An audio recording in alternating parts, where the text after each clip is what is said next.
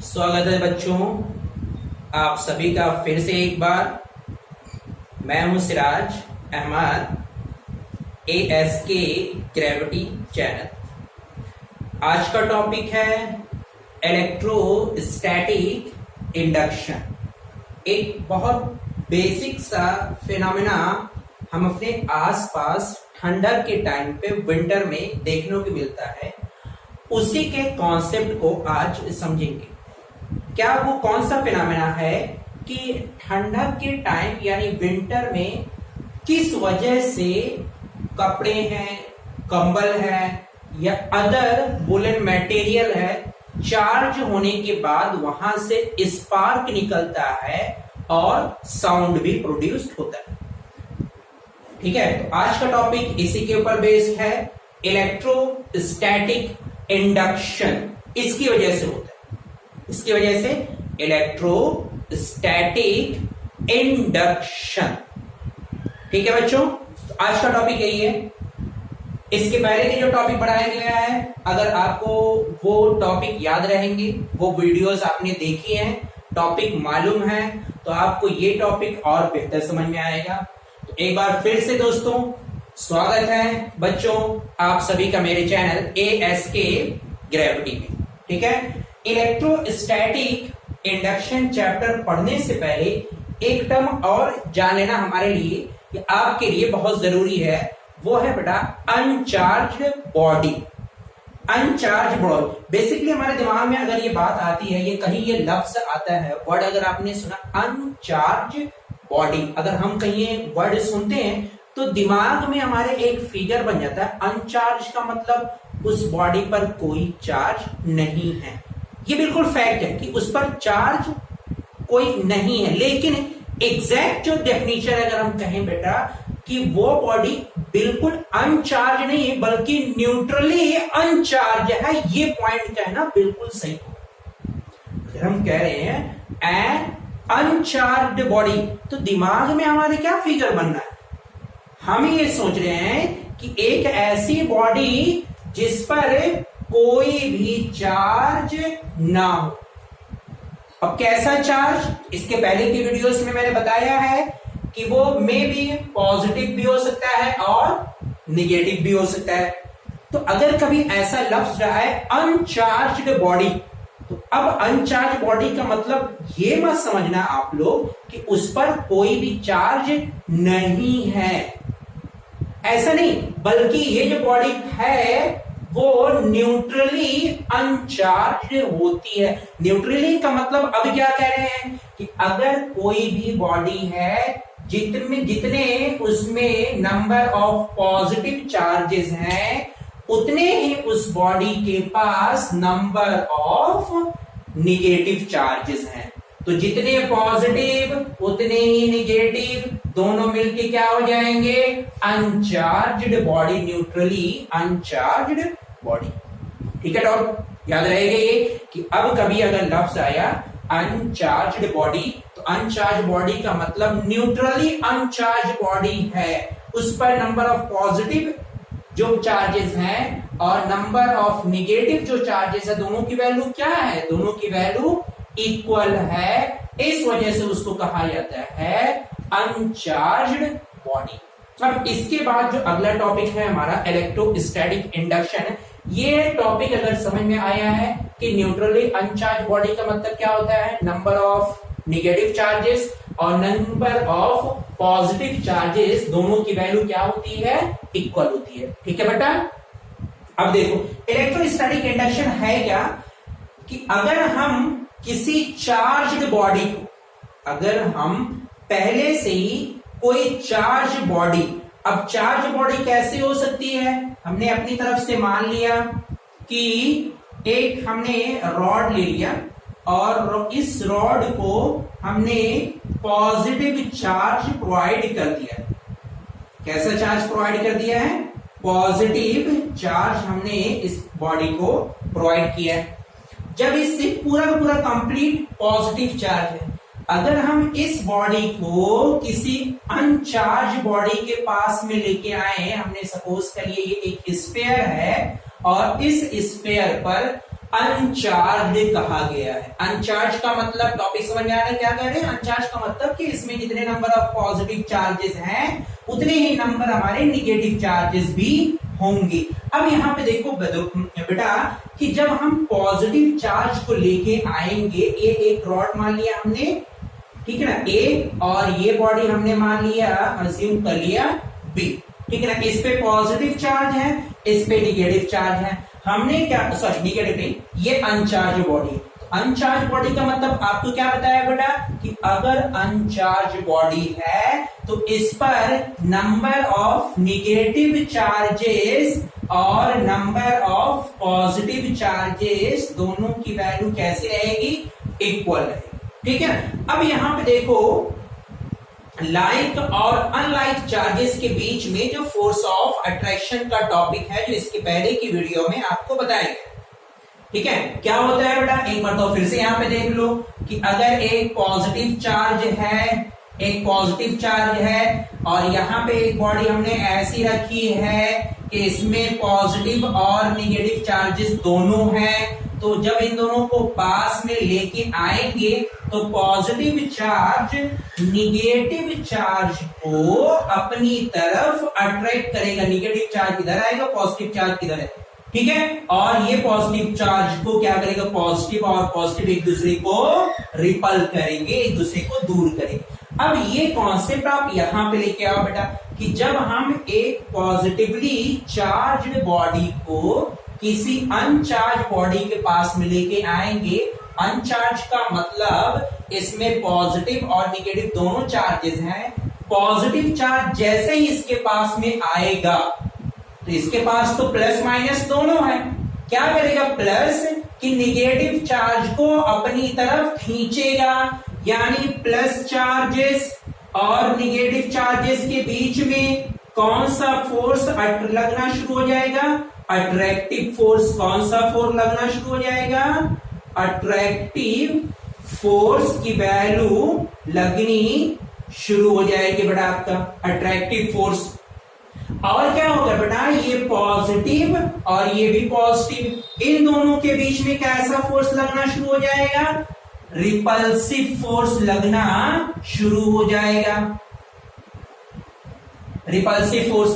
अब इसकी वजह से क्या होगा कि एक तरफ निगेटिव चार्ज इस स्फीयर पर, स्फीयर जो हमने माना था अनचार्ज, निगेटिव चार्ज एक तरफ हो जाएंगे फोर्स ऑफ अट्रैक्शन की वजह से, और positive charge force of repulsion की वजह से एक तरफ कलेक्ट हो जाएंगे। समझ में आया? तो इस पूरे फिनोमेना को हम लोग कहते हैं इलेक्ट्रोस्टैटिक इंडक्शन। क्या कहेंगे इनडायरेक्टली, अगर एक लाइन में कहना है, व्हेनेवर, जब हम कभी a charge body are kept near uncharged body, जब हम कभी एक चार्ज्ड बॉडी को एक अनचार्ज्ड बॉडी के पास में लेके आएंगे, तब क्या हो गया बेटा, then the like charges repel each other and unlike charges attract each other. यहां पे बेटा हमने मान लिया पॉजिटिव चार्ज था रॉड का, सब इन दोनों के बीच में क्या रहेगा, अट्रैक्टिव फोर्स लगना शुरू हो जाएगा। इस फिनोमेना को हम लोग क्या कह देंगे, इलेक्ट्रोस्टैटिक इंडक्शन।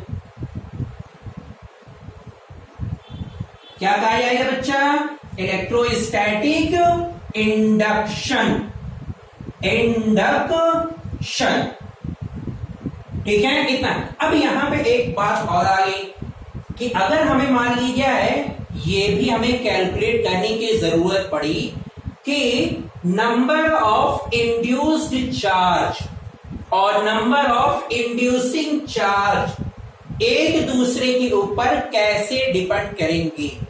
मतलब हम क्या कह रहे हैं कि अगर यहां पे चार्ज पार्टिकल की वैल्यू हम बढ़ा दें, पहले 10 था हम 20 कर दिए, हमने 30 कर दिए, हमने 40 कर दिए, तो क्या इसकी वैल्यू इसके ऊपर कुछ इफेक्ट करेगी, मतलब नंबर ऑफ चार्जेस क्या यहां भी बढ़ेंगे कि नहीं बढ़ेंगे, एक सवाल।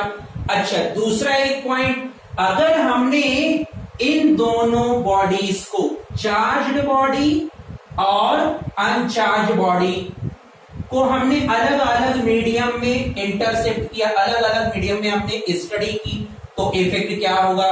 तो अब देखो बेटा, उसके लिए अगला टॉपिक है कि इंड्यूस्ड चार्ज और इंड्यूसिंग चार्ज। यहां पे हम दो लफ्ज यूज करें, दोनों याद रखना बेटा।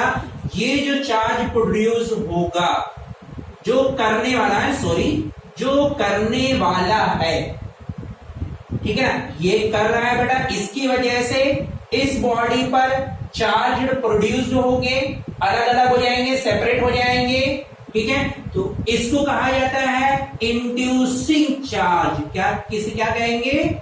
Inducing charge. याद रहेगा बच्चा? ठीक है, फटाफट लिख लो, इंड्यूसिंग चार्ज किसे कहते हैं।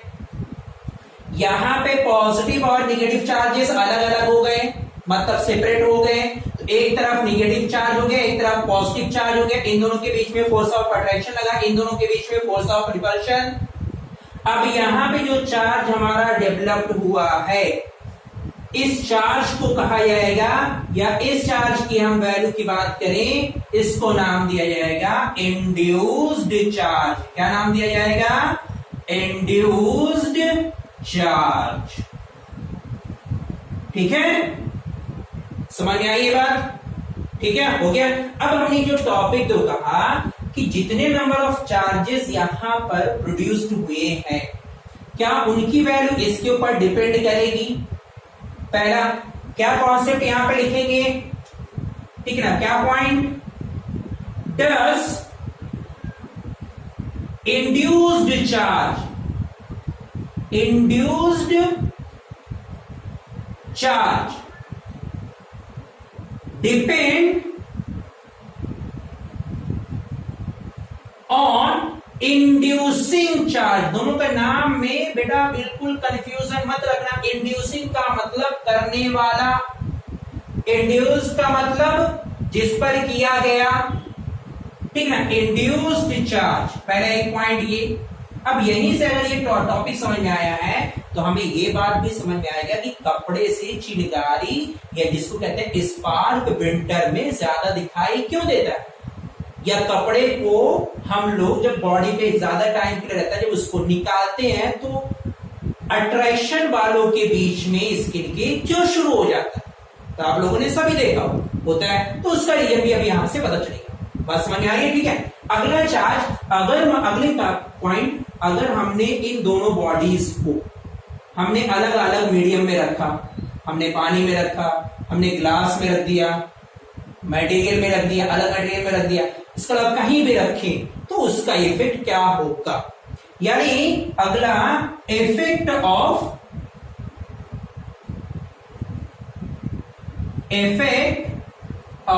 Medium, effect of medium on induced charge. ठीक है ना, ये दो पॉइंट बेटा आपको एक फॉर्मूले से क्लियर हो जाएगा। क्या कह रहे हैं, देखो फॉर्मूला क्या है। यहां पे अगर हमने मान लिया, ये टॉपिक पूरा मिटा देना बेटा, उतना लिखा रहेगा, ये टॉपिक आप लोग नोट कर लेना, इंड्यूसिंग चार्ज। यहां पे इंड्यूसिंग चार्ज के साइन नोटेशन हमने मान लिया स्मॉल क्यू। क्या मान लिया? Small Q.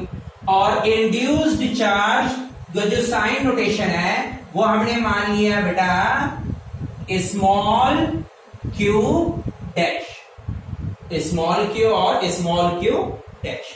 ठीक है, तो अब फॉर्मूला रिलेशन क्या है दोनों में? रिलेशन है बेटा आपका जिसे कहते हैं relation between small q and small q dash. इन दोनों के बीच में क्या रिलेशन है? तो देखो क्या होता है बेटा आपका small q dash mod equal mod of Q bracket 1 - 1 upon के। ये डिपेंड करता है बेटा आपका। अब यहां पे देखो क्या हो रहा है, यहां पर स्मॉल क्यू यानी जो इंड्यूस्ड चार्ज है, ये वैल्यूज यहां पे लिख दे रहे हैं नाम। यहां पे क्या कह रहे हैं, यहां पे जो इंड्यूस्ड चार्ज, ये क्या है बेटा आपका, इंड्यूसिंग चार्ज। क्या है ये, इंड्यूसिंग चार्ज। और ये वैल्यू क्या है यहां पे के बेटा हमारा डाई इलेक्ट्रिक कांस्टेंट होता है, डाई इलेक्ट्रिक कांस्टेंट, ये होता है बेटा डाई इलेक्ट्रिक कांस्टेंट।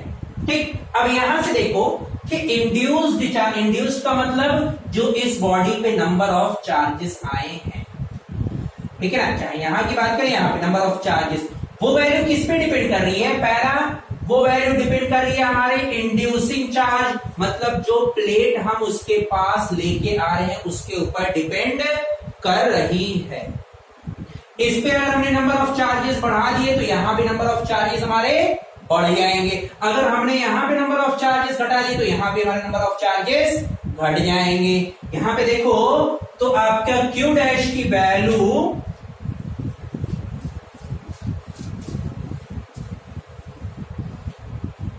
आप अगर देखें तो Q dash is directly proportional to Q। पहला एक पॉइंट निकल के आया, प्रोपोर्शनलिटी। प्रोपोर्शनलिटी का मतलब क्या होता है मैथमेटिक्स में, कि अगर कोई एक क्वांटिटी बढ़ रही है तो दूसरी क्वांटिटी भी उसी के साथ इंक्रीज करेगी। ठीक है बच्चों, अगर हम प्रोपोर्शनलिटी का मतलब एक लाइन में समझे तो यही है, एक चीज के बढ़ाने पर दूसरी चीज ऑटोमेटिक बढ़ेगी। ठीक है, यहां पे दूसरा पॉइंट क्या होगी, क्या कह रहा है सेकेंड पॉइंट में, Q डैश यानी induced charge is inversely proportional. अब यहां पे क्या कहोगे, एक जगह इनवर्सली, यही तो साइन दोनों जगह यूज किया है। ठीक है, तो ये बेटा आपकी मैथमेटिक्स है, इसको इनवर्सली प्रोपोर्शनल के लिए कहा जाता है। मतलब अगर हम K की वैल्यू को इंक्रीज करेंगे तो यहां पर इंड्यूस्ड चार्ज हमारा घटता रहेगा, अगर हम इसको डिक्रीज करेंगे तो ये वैल्यूज हमारी बढ़ती रहेगी। इनवर्सली प्रोपोर्शनल जिसको कहते हैं। डायरेक्टली प्रोपोर्शनल का मतलब बोथ वैल्यू इंक्रीजेस। क्या मतलब रहेगा इसका, कि बोथ वैल्यू इंक्रीजेस और डिक्रीजेस, या तो दोनों घटेंगी या तो दोनों बढ़ेंगी। लेकिन इनवर्सली प्रोपोर्शनल से क्या मतलब होता है, यहां पे इनवर्सली प्रोपोर्शनल का मतलब होता है कि अगर हमने एक चीज को बढ़ाया, Q डैश अगर बेटा बढ़ रहा है, ये अप एरो का मतलब कि वैल्यूज हम इंक्रीज कर रहे हैं। वैल्यूज क्या कर रहे हैं, इंक्रीज कर रहे हैं। तो दूसरा क्या रहेगा बेटा आपका, K की वैल्यू को अगर हम इंक्रीज कर रहे हैं तो Q की वैल्यू क्या करेगी, Q डैश की वैल्यू डिक्रीज करेगी। एक अगर बढ़ेगा दूसरा हमारा घटेगा, ये इनवर्सली प्रोपोर्शनल का साइन होता है। अगर हम K की वैल्यू को डिक्रीज कर रहे हैं तो Q डैश की वैल्यू क्या करेगी, इंक्रीज करेगी। इसी कॉन्सेप्ट का यूज किया जाता है बेटा आपका इलेक्ट्रोस्टैटिक इंडक्शन।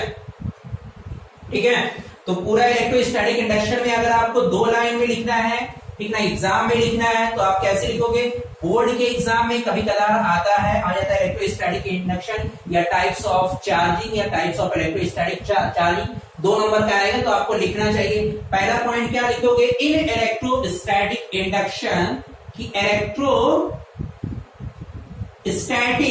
इंडक्शन में क्या करेंगे बेटा, when a charged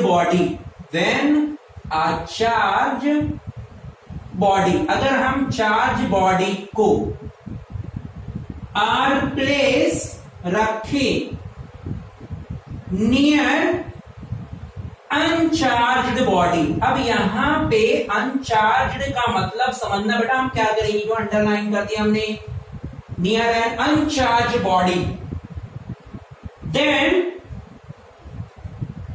the charged body, तो चार्ज बॉडी क्या करती है?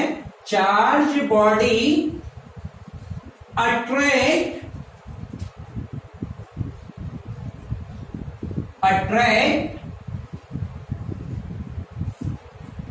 अपोजिट चार्जेस, क्या करती है? Opposite, attract opposite charges and repel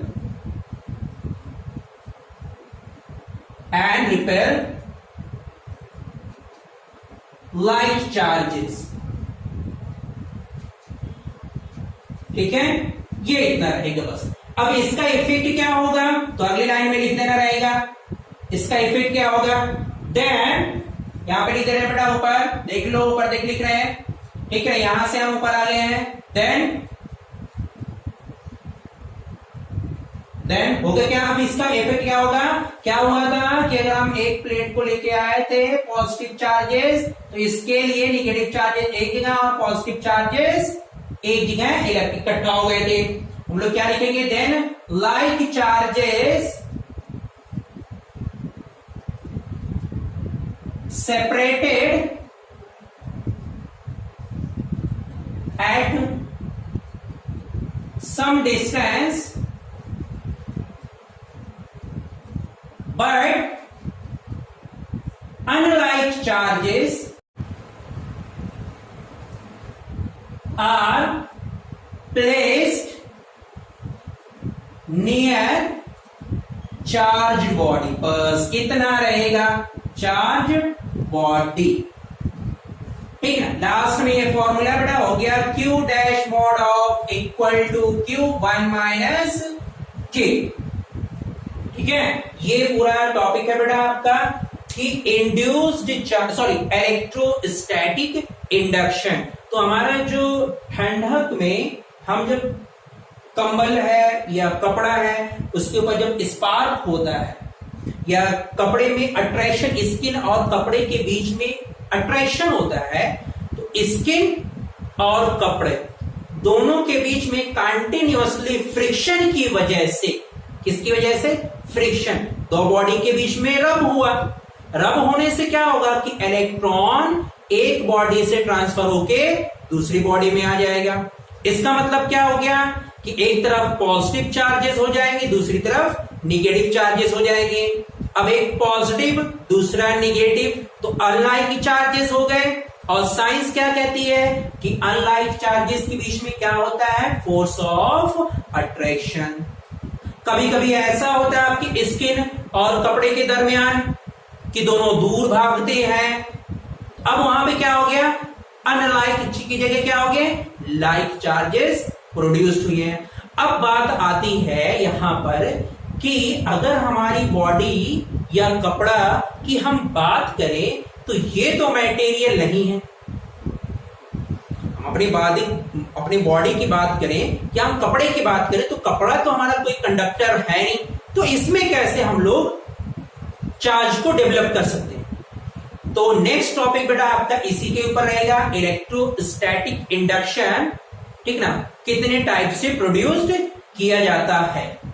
तो दोस्तों अगर आपको बच्चों ये वीडियोस पसंद आई है, ठीक है, आपका टॉपिक है क्लास 12th का, एग्जाम में कभी कभार आता है बोर्ड के एग्जाम के लिए, नीट या जेईई के एग्जाम में यहां सवाल नहीं आता। अगर कभी आया फ्यूचर में तो इसके ऊपर सवाल आएगा जो ये फॉर्मूला बताया गया है, अगर कभी आया तो, अदरवाइज नहीं आएगा ये। ठीक है, तो अगर ये आपको जानकारी पसंद आई है बेटा तो वीडियोस को जरूर लाइक करिए, मेरे चैनल को सब्सक्राइब करिए। फिर मिलेंगे बेटा अगले वीडियोस में, तब तक के लिए आपको बेस्ट ऑफ लक।